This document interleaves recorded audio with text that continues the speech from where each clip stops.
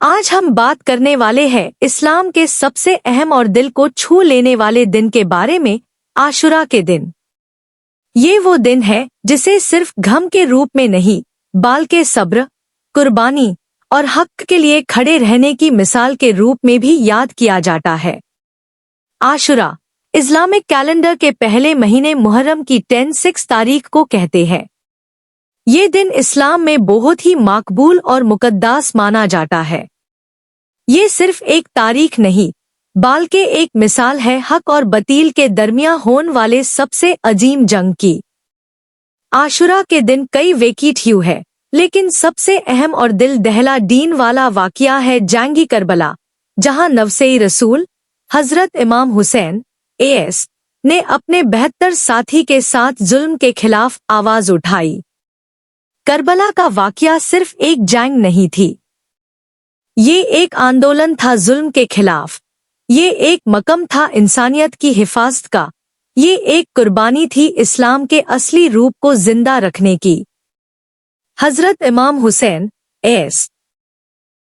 نے جب دیکھا کہ یزید جیسے ظالم اور فاسد شخص کو خلافت مل چکی ہے تو انہوں نے انکار کر دیا اس کے بیعت کا۔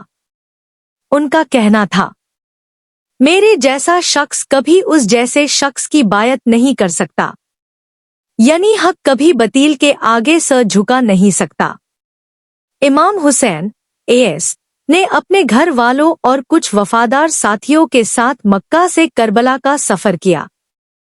انہیں معلوم تھا کہ ان کا یہ سفر موت کی طرف ہے، لیکن ان کا مقصد صرف ایک تھا، اسلام کو بچانا، انسانیت کو جگنا اور ظلم کے خلاف آواز اٹھانا۔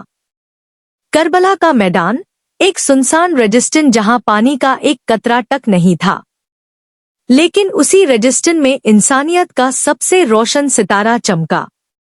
10 محرم عاشورہ کا دن، وہ دن جب امام حسین کے 6 معصوم بچے سے لے کر 80 سال کے بزرگ نے حق کے لیے اپنا لہو بہا دیا۔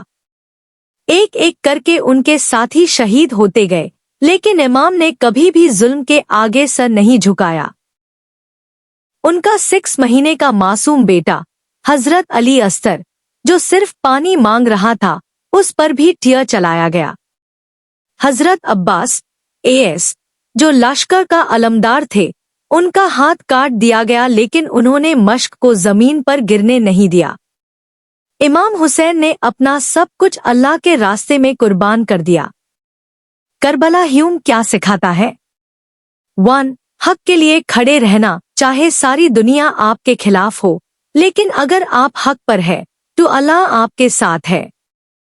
2. صبر اور استقامت، امام حسین اور ان کے اہل بیت نے ہر ظلم برداشت کیا لیکن کبھی شکایت نہیں کی۔ 3. قربانی کا جذبہ، اپنی جان، اپنے بچوں، اپنے بھائی، سب کو اللہ کے راستے میں دے دیا، لیکن اسلام کو مٹنے نہیں دیا۔ 4. ظلم کے خلاف آواز اٹھانا، ہر مسلمان کا فرض ہے کہ وہ ظلم کے سامنے خاموش نہ رہے۔ آج بھی دنیا میں ظلم ہے، جھوٹ ہے، فساد ہے۔ اگر ہم امام حسین کے صحیح پیغام کو سمجھ لیں تو ہم ہر ظلم کے خلاف ایک مثال بن سکتے ہیں۔ کربلا ہمیں صرف رونا نہیں سکھاتا، کربلا ہمیں جینا سکھاتا ہے، عزت کے ساتھ، ایمان کے ساتھ اور حق کے ساتھ۔ قیامت کے دن جب اللہ ہم سے پوچھے گا کہ جب تم نے ظلم دیکھا تو کیا کیا، تو کیا ہم کہہ پائیں گے ان سے،